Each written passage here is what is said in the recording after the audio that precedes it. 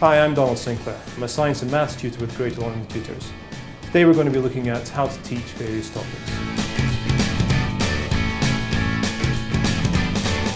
When teaching any lesson, it's always good to have a clear, well-defined set of learning objectives that you're going to stick to throughout the lesson.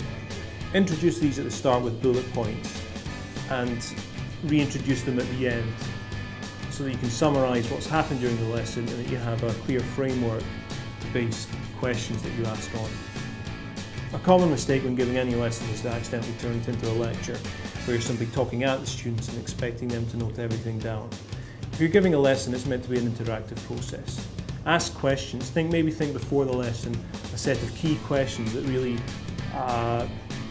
analyse the student's understanding of the lesson objectives that you've given at the start.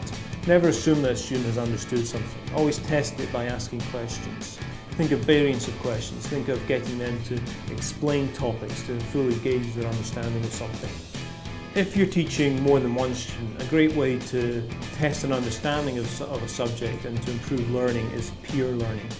Basically, this means pairing off students or putting them in groups of 3 or 4 and having one explain the topic to the other. This is a great way to see whether something has been fully understood. The best way to learn something is to have to teach it to someone else. This really tests your bedrock understanding of the foundation.